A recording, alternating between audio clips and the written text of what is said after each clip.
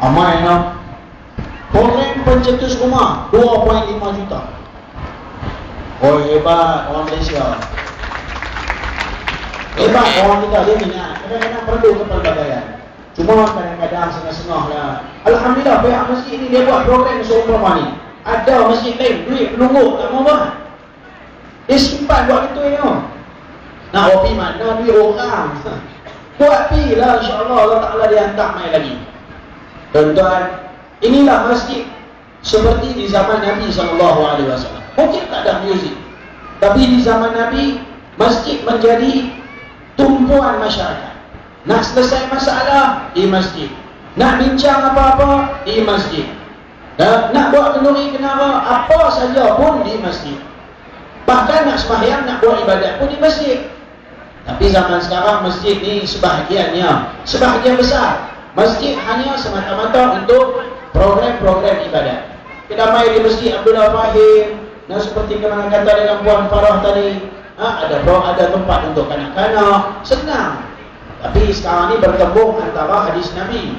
Dan Nabi larang dalam satu hadis, Nabi kata, "Jannibu masajidakum sibyanakum." Hindarilah anak-anak kecil di kalangan kampung datang ke masjid. Bila mai ke masjid, ingatlah pula orang nak semayang tak boleh, orang nak buat ibadat tak boleh. Maka jalan pelepasnya supaya dia mai juga ke masjid, buat satu bilik taman permainan di masjid. Dia tak kacau lah. Bagi duduk dalam tu, dia agak kata duduk dalam tu, dia tak keluar lah. InsyaAllah. Jadi dia pun selalu datang ke masjid. Dia main ke masjid, dia ada aktiviti. Agak besar sikit, dia duduk semayang. Yang agak halus sikit, bagi dia duduk dalam tempat tu. Bagi dia main. Itu pendekatan yang boleh kita buat. Sebab itulah tuan-tuan, betul kata Puan Farah tadi. Itu pengalaman daripada sahabat beliau. Tuan-tuan, saya pengalaman di Pulau Pinang sebagai pendakwah. Pernah Puan Farah, saya bawa anak-anak murid saya, kami di Pulau Pinang ni, remaja-remaja selalu ikut saya pergi rush di tepi-tepi laut. Ada 7-80 orang, biasalah ayah anda kawasan ni. Panggil anak-anak buah turun Baru ni, sebelum-sebelum ni kami pernah pergi ke hospital Pulau Pinang. Sampai di hospital, kami bagi buah seorang 2-3 biji, ziarah orang-orang sakit. Terkejutnya saya dengan kawan-kawan, saya sampai dah, kami pun dekat-dekat nak balik. Rupa-rupanya mai laki awal padri Kristian dah sampai dah. Tengah buat sentuhan kalbu menangis habis dia punya sakit-sakit. Tengah baca doa, Masya Allah, tabarakallah tuan-tuan. Mereka sanggup pergi kat mana-mana, buat kepelbagaian program. Saya pernah terbaca dalam satu akhbar, lama dah, ada seorang pelakon daripada Indonesia. Dia kahwin, isteri dia Kristian. Hari Jumaat dia bawa anak dia pergi masjid. Hari Ahad ini dia bawa anak dia pergi ke gereja. Bila wartawan tanya dekat budak tu, ikut lebih kurang aku ikut daddy dengan mami kalau itu. Ikut daddy ke best, ikut mami ke best. Dia kata ikut mami. Kalau pergi gereja dia kata boleh makan. Pergi gereja main piano, nyanyi-nyanyi. Kita main ke masjid, Masya Allah. Sebab itulah kita perlu pelbagaikan. Sekarang ada qasidahnya, ada nasyidnya. Itu pun kadang-kadang setengah-setengah orang di masjid, tak boleh. Dia kata dengar apa dalam masjid ni. Nak buat macam mana, veteran dia tak pernah berjumpa benda-benda lagu tu. Ada hadis Rasulullah membenarkan pukul gempang dan alun-alunan, bunyi-bunyian di dalam masjid, selagi mana ia memberikan satu semangat dan tak melupakan kita daripada mengingati Allah dan Rasul. Bahkan apabila pukul gendang dalam masjid, ya Nabi Muhammad, Allahu Akbar, menitik air mata, cari mula apa? Ala aduhai, beruntungnya kami dengan kedatangan Nabi Muhammad. Dia memberikan semangat. Maka sepatutnya masjid-masjid yang lain jadikan program yang dibuat oleh Masjid Abdullah Fahim ini sebagai satu pencetus. Pencetus ke arah nak menarik minat masyarakat tidak main ke masjid. Tapi saya baru pagi tadi kuliah subuh di satu masjid di sekitar Bukit Mentajam. Hari ini bukan Masjid Abdullah Fahim saja, banyak masjid buat karnival kena pada minggu ni juga. Maknanya masyarakat kita dah mula sedar. Buat karnival, ada jual barang yang halal, produk muslim, ada buat program azan, program nasyid, anak-anak muda main, bahkan ada mak-mak rempit pun main ke masjid. Main dengan motor-motor ni, daripada tak main langsung ke masjid, alhamdulillah mainlah juga. Inilah sepatutnya. Nah, pendekatan sebegini perlu kita ambil, perlu kita buat kepada masyarakat. Jadi insya-Allah mudah-mudahan syabas sekali lagi kepada pihak masjid, tuan kuasa masjid Abdullah Fahim yang telah menganjurkan program yang seumpama ni. Seronok saya tengok budak-budak tadi kumpulan apa tadi? Mak, apa harapan? Remaja harapan. Bukan tunas harapan pada remaja harapan. Alhamdulillah. Seronok. Lari masyarakat, anak-anak muda minat apa? K-pop. Menari macam kerah. Betul. Dah tak apa buat gitu. Bila kita tengok dia buat program, tengok dia menari tadi, ada mesej, cerita Tuhan tangan dulu tu. Tak ada lebih tu. Merepek lah. Tapi yang tu lah hari ni dunia nak buat macam mana. Syaitan dia main cucuk, lagu tu dia minat. Ada mesej, dia tak mau faham, dia tak mau buat. Maka sekarang kita dapat lihat satu alternatif. Mungkin ada pergerakan, tapi ada makna-makna yang tersirat. Boleh ganti K-pop lah. Maka anak-anak muda lepas ni buatlah program macam tu. Tak salah. Kita buat lagu tu, pergi pergi lagu tu. Siapa yang dia ambil dekat tangan main lagu tu, buat lagu tu. Oh, lepas nak. Tak buat benar lah lagu tu lah. Lagu mana? Lagu berenang. Lagu tu betul kan? Bukan lagu tu. Lagu tu. Donek kuda. Ada mesej. Maka alhamdulillah. Yang penting program pada malam ni memberikan satu impak yang baik terhadap diri kita sebagai seorang muslim. Yang penting selepas daripada ni kita seronok main ke masjid. Sebab itu saya ingat beberapa tahun yang telah lalu saya lancarkan satu program di Masjid Bandar Baru Air Hitam Pulau Pinang, ya, dengan program Jom Pi Masjid. Jom Pi Masjid yang kemudian ini dibuat oleh masjid-masjid yang lain. Jom Pi Masjid. Bila lagi nak tunggu nak pergi ke masjid? Maka sekarang dengan program yang seumpama ni, masyarakat kita dia dah tak takut nak main ke masjid. Alhamdulillah. Syabas orang Pulau Pinang. Mengaji pula. Kalau tak mengaji tuan-tuan jadi apa? Ceroy. Malam ni tak ceroy, sempoi punya. Wassalamualaikum warahmatullahi wabarakatuh. Masya Allah, satu penyelesaian yang sangat-sangat positif. Kalau dengan Prof Mohaya dia suka cakap positif, aura positif. Alhamdulillah, insyaAllah dua-dua panel kita hari ini memberikan positif aura pada semua penonton. Okey, saya nak tanya kat sini pada, sebab saya ni daripada sini walaupun nampak saya tengok semua orang, tapi lampu kat sini kuat kan Ustaz? Dan dia sangat silap, jadi saya nampak tak nampak. Saya nak tanya kat sini, siapa ada ibu dan ayah di sini yang anak-anak suka entertainment, suka muzik, suka main gitar ke, suka menari ke, suka tengok lagu ke, yang kadang-kadang membimbangkan anda? Angkat tangan tak? Tak angkat lah. Angkat, okey. Suka muzik lah tak mata pendek. Tak kisahlah positif ataupun yang menakutkan. Ada tak? Ada? Angkatlah tangan. Okey, baru nampak. Saya nak angkat tangan sebab anak saya memang suka muzik. Kadang-kadang balik dia suka menari. Walaupun kat sekolah dia tu sekolah Islamic school, tapi tak ada muzik, tapi dia suka muzik. Dan saya ingat pada masa saya kecil lah kan, saya mengaku masa saya umur dalam 3-4 tahun, saya suka menari. Betul ke? Di rumah saya kan memang semua makcik-makcik semua suruh kita pergi menari. Kita pun apa lagi menari lah. Saya minat nyanyi. Nyanyi lah? Saya dulu breakdance, tetap je tu. Tak ada kurang Ustaz. Hai, nampak ni? Masa umur 5 tahun Ustaz. Nanti cerita jahiliah dulu lah. Sungguh lah Ustaz. Dulu ni ada gorong ni.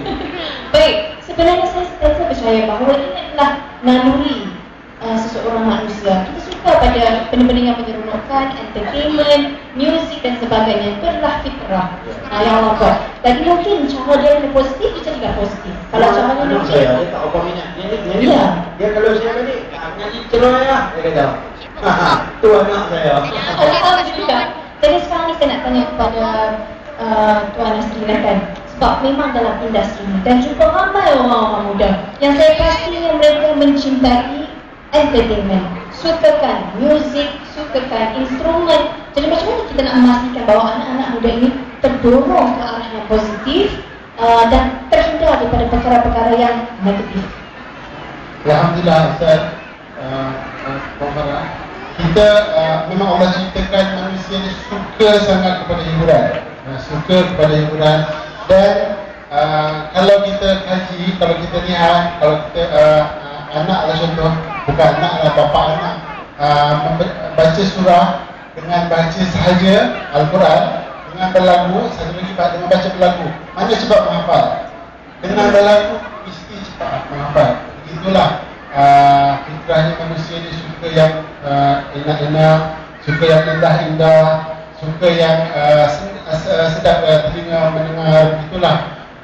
Begitu juga lebih anak muda, remaja yang tahap usianya kadang-kadang ada masa dia eksperimen dia lebih, nak mencuba je lebih. Jadi kadang-kadang bila masuk lagu baru, genre baru, K-pop, itu misal masa tu dia menunjuk-unjuk dulu breakdance, sekarang ni K-pop, dan atau selepasnya apa lagi. So pada kami raikan sesiapa saja yang nak bawa, tapi atas ada hal tuju, ada keterbatasannya. Contoh macam ada juga kumpulan nasyid yang nak bawa genre-genre tak jadi. Tak apa, silakan, tapi liriknya kena jaga, pergaulannya kena dibatasi, atas persembahannya kena dikawal supaya kita tidak sama macam apa yang mereka buat. Begitulah kalau kita nak buat sesuatu, kena ada yang utamanya landas-landas positif tu mesti kita jaga. Anak-anak remaja, kalau di Kuala Lumpur contohnya, mereka mengatakan kalau nak dia terlibat dalam satu aktiviti tu, dia segan nak cakap mak dia, nak jumpa mak. Kalau mak ayah tanya nak ke mana ni, kalau nak mak ayah cakap dengan mak ayah dia, saya nak keluar pergi kumpulan K-pop, haram mak dia bagi kan. Tapi kalau dia cakap dengan mak ayah dia, mak ayah saya nak keluar nak gig nasyid, InsyaAllah pergilah. Gitulah, apa pun istilahnya buatlah. Tetapi pada kami selalu ingatkan adik-adik yang datang pada kami, dan selalu kita ceritakan pada adik-adik yang sedang berjinak-jinak dengan irama nasyid, yang irama sekarang ni alhamdulillah kita dihujani dengan ramai sangat para habaib datang ke Malaysia ni, dan ramai meletup-letup setiap sekolah. Kalau dulu sekolah-sekolah kita ada kumpulan nasyid, sekarang bukan kumpulan nasyid, kumpulan selawat. Macam tadi saya sembang, saya ingat tadi kumpulan tahfiz, ini daripada sekolah tahfiz. Rupanya bukan. Itu semua daripada rumah di rumah anak-anak kampung yang dihimpunkan oleh persatuan masjid, persatuan surau, persatuan penduduk. Dan bukan itu bukan satu kumpulan yang saya lihat. Bahkan kalau di tempat-tempat lain banyak kumpulan macam tu. Alhamdulillah. Jadi kita sangat-sangat bersyukur kerana di Malaysia ni kita sangat memuliakan program-program, contohnya program Maulid Rasul. Kalau dulu Maulid Rasul Rabiul Awal ni, tapi di Malaysia ni alhamdulillah Rabiul Awal, Maulid Rasul sampai 5 tahun, sepanjang tahun. Kerana itulah bila ada program puji-pujian Rasul ni, anak-anak ni, kumpulan-kumpulan selawat ni muncul, dan alhamdulillah pada kami ini satu perkembangan yang positif.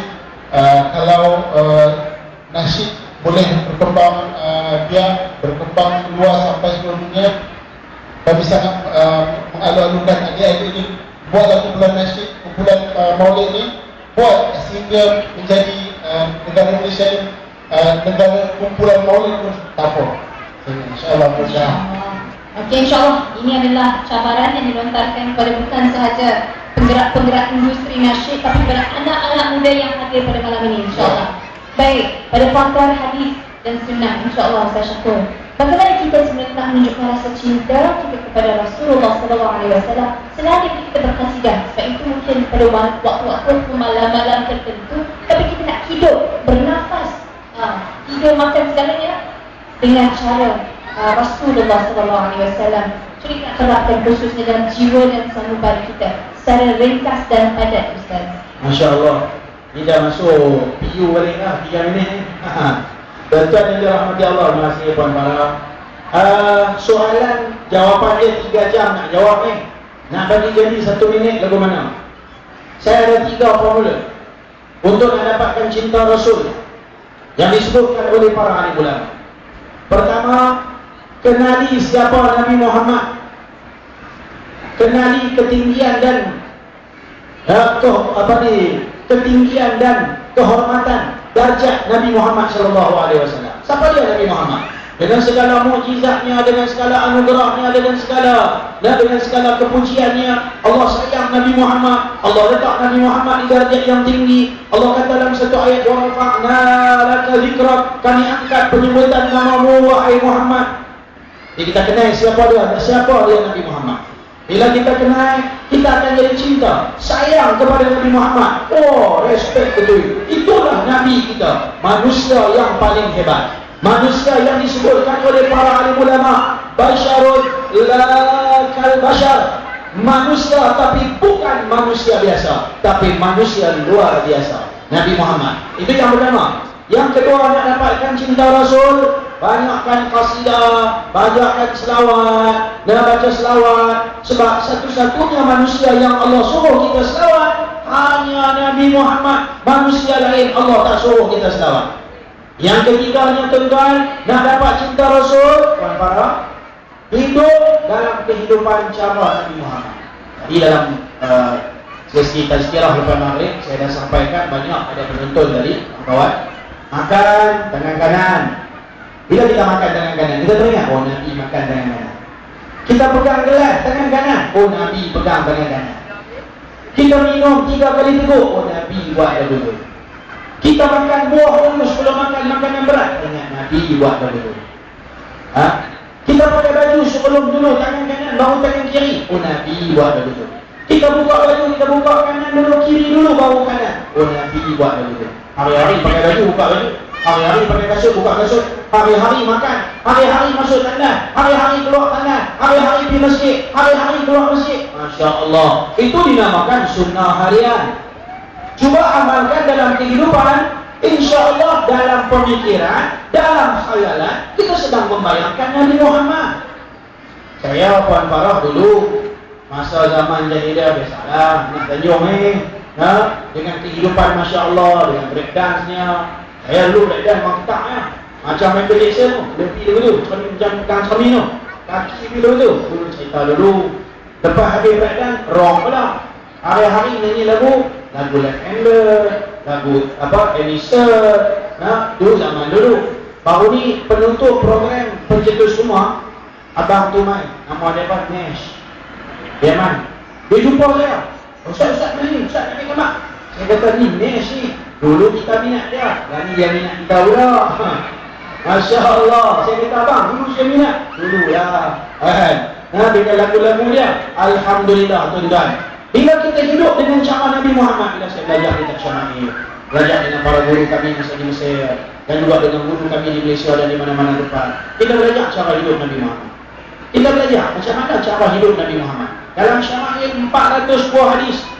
Yang ni sepatutnya lepas ni pihak Masjid Abdullah Fahim kena buat pula satu program, bagi kitab percuma seorang satu, buat mengaji dari pagi sampai malam ataupun 2 hari berturut-turut, bagi khatam pengajian kilat 402 hadis bagaimana cara hidup Nabi Muhammad yang dihimpun oleh Al-Imam Al-Tirmidzi dalam kitabnya Asy-Syama'il Al-Muhammadiyah. Macam mana cara Rasulullah jalan, macam mana cara Rasulullah duduk, macam mana Rasulullah menangis, macam mana Rasulullah senyum, macam mana Rasulullah dengan keluarga, macam mana Rasulullah ketika berada dengan sahabat, macam mana kehidupan Nabi Muhammad. Nabi makan, Nabi minum, Nabi duduk, Nabi tidur, Nabi jalan. Allahu Akbar. Harian apa yang kita buat, bila kita belajar, kita faham, oh Nabi buat apa ni. Setiap kali kita suap makanan dengan tangan masuk ke dalam mulut kita, kita akan membayangkan, oh Nabi suka makan dengan tangan. Kita menghayalkan Nabi Muhammad. Kita sedang membayangkan siapa dia, manusia hebat, manusia luar biasa, Nabi Muhammad SAW. Maka Allah kata dalam satu ayat, "Wa ma kana Allahu liyu'adzibahum wa anta fihim." Allah takkan azabkan sesiapa yang ada Nabi Muhammad beserta dengannya. Walaupun Nabi Muhammad jasadnya tak berada bersama kita, tetapi dalam ingatan, dalam khayalan, dalam kerinduan kita bersama dengan Nabi Muhammad. Pakai baju, teringat Nabi Muhammad. Makan minum, teringat Nabi Muhammad. Masya Allah. Mudah-mudahan Allah tak azab manusia yang sentiasa bersama dengan Nabi Muhammad. Dan inilah yang ketiga, faktor yang paling penting, bagaimana nak memupuk kerinduan, kecintaan kepada Nabi Muhammad sallallahu alaihi wasallam. Wallahu a'lam. Saya ada satu iklan, Puan. Saya ada satu iklan. 21 hari bulan Mac ni ada satu program di Putrajaya di Masjid Besi. Program yang dinamakan Malaysia Berselawat. Yang targetnya kehadiran 500,000 ataupun setengah juta rakyat Malaysia, Habib Syekh dan juga penceramah-penceramah dan juga para pendakwah di Malaysia dan juga para pencetus rumah saya sendiri terlibat. Dan insya-Allah satu program bagaimana nak memupuk kecintaan kepada Nabi Muhammad sallallahu alaihi wasallam. Yang berkesempatan ke Putrajaya, yang tak berkesempatan buka televisyen. Jangan duk buka tengok drama Korea. Pedih mata kan? Ya, bila tahu kena program tu, okey, saya lepas maghrib insya-Allah dua depan televisyen. Tengok apa? Malaysia Berselawat. Walaupun tak sempat pergi ke sana, tapi hati kita bersama Nabi Muhammad sallallahu alaihi wasallam. Wallahu a'lam. Terima kasih. Baik, itu lebih kurang mengenai bagaimana kita hendak mendekatkan anak-anak, remaja, orang dewasa kepada masjid. Dan bagaimana kita nak hidup bernafas Rasulullah SAW. Sebenarnya antara salah satu lagi isu yang saya kira yang sangat-sangat penting ialah alhamdulillah kita masa kecil mungkin kita dari zaman jahiliah. Saya kena masa kecil umur 45 tahun. Ustaz, nama kita kan. Tapi alhamdulillah mungkin environment kita tu, ibu ayah kita berdoa, rakan-rakan kita, cikgu-cikgu kita, alhamdulillah mendorong kita ke arah yang positif sebenarnya. Tapi hadirin dan hadirat, saya nak bagi tahu sebab saya selalu ada program dengan anak-anak remaja. Saya selalu pergi universiti dan kadang-kadang mungkin saya tak nampak macam rupa ustaz-ustazah. Jadi budak-budak ni senang nak cerita, nak luahkan perasaan sebab dia masa mungkin sedikit cerita dengan saya. Jadi saya dengar macam-macam cerita kadang-kadang yang mengejutkan saya, tapi saya tak bisa relax sajalah. Dan salah satu pengalaman yang saya lalui baru-baru ini, hujung tahun lepas, saya berada di Universiti Islam Antarabangsa. Dan kalau saya ni adalah senior, orang kata lebih kurang graduate Universiti Islam Antarabangsa, saya bayangkan insya-Allah anak-anak yang masuk ke situ ilmu dia baik-baik belakang. Saya daripada mungkin tidak berilmu, lebih ada ilmu sedikit lah bila masuk ke dalam luar ini. Tetapi apa yang mengejutkan saya pada sesi itu, kita ada satu topik pasal pluralisme. Pernah dengar apa tu pluralisme? Mungkin pernah dengar kataan, mungkin setengah pernah mendengar ideologi, tapi tak tahu nama dia tu pluralisme. Pluralisme ni adalah satu ideologi barat yang sudah mula menular ke dalam minda orang negara kita, orang Islam, dan mereka target remaja-remaja kita. Mak ayah tak nampak kata anak-anaknya rosak dah hati dah dia. Dia tidak mengkristiankan anak kita ataupun menjadikan anak kita agama lain, tetapi akidahnya dia rosakkan dari akar umbi itu sendiri. Ideologinya ialah setiap agama di dunia ini targetnya, arahnya ke arah yang sama, iaitu menyembah Tuhan yang sama. Sama ada dalam bentuk 2 ataupun 3 Tuhan, sama ada berbentuk dewa, bentuk gajah ataupun sebagainya. Semuanya sama sahaja sebab akhirnya kita mahukan kebaikan. Jadi ini bukanlah tauhid orang Islam. Dan yang sedih saya dan terkejut saya ialah yang keluar daripada mulut pelajar di Universiti Islam yang saya tengok cukup berilmu, dan kalau kata dalam kategori orang nampak tengok macam warak. Sebab orang yang beribu sangat-sangat labuh. Tak saya tak kata semua orang macam tu, tapi saya jumpa adik tu sebegitu. Dan bila saya bercakap dengan knowledge tentang buku-buku agama, penjaga-penjaga Islam, ilmuwan Islam begitu hebat sekali, lebih daripada saya nak beritahu. Saya nak mencelah sikit. Silakan Ustaz. Puan sebut tadi pasal pluralisme. Ya. Puan, saya nak tambah sikit lagi. Sila. Sebelum wujudnya pluralisme, wujudnya apa yang disebutkan sebagai sekularisme. Ya, betul. Punca dia, mak bapak tak faham agama, generasi dulu tak faham agama, dia faham agama hanya duduk dalam masjid dia. Luar pada masjid, lupa agama. Maka timbullah pula pluralisme. Ya, betul. Faham semua agama sama. Sebab sekarang ni mungkin dunia lebih memahami sekularisme, bahaya sekularisme. Jadi dia telah rebrandkan dalam bentuk yang lain. Baik, ini adalah isu ataupun dilema yang wujud, yang ibu bapa mungkin tak tahu, yang mungkin tersimpan dan tersemat di dalam hati anak-anak anda. Dan saya juga buat satu topik tentang Komango. Tahukah Komango? Ini adalah persatuan yang mereka panggilkan persatuan Malaysia, pelbagai NGO. Ya, kononnya dalam 50 lebih NGO. Dan antara tuntutan mereka ialah antara lain ialah untuk tidak menjadikan negara ini negara Islam. Seterusnya untuk mengharuskan kahwin sendiri, membenarkan perkahwinan sejenis, membenarkan murtad, dan seterusnya meminta kerajaan Malaysia untuk secara jelas dan terang mengharamkan ataupun mengultravariskan permintaan kerajaan negeri Kelantan untuk mengaplikasikan hidup selama ini. Memang ada isu itu berlaku, ini antara politik, tetapi Komango minta kerajaan Malaysia dengan jelas, dengan tegas mengharamkan permintaan itu. Sebab itu tidak berlaku, tetapi nak minta betul-betul mengharamkan secara total. Dan ini adalah dilema daripada pihak Malaysia yang terpaksa menjawab segala persoalan-persoalan itu. Ini sikit saja, tapi antara persoalan-persoalan itu di TBB bulan Mac ini. Jadi ini adalah musuh utama kita. Dan insyaAllah kita akan lihat seketika, kita akan mendengar persembahan daripada Rabbani.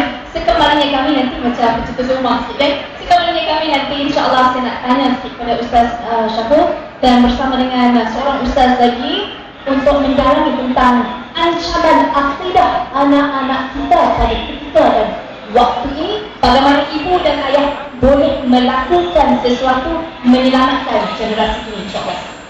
Terima kasih Ustaz. Baik, dan sekarang ini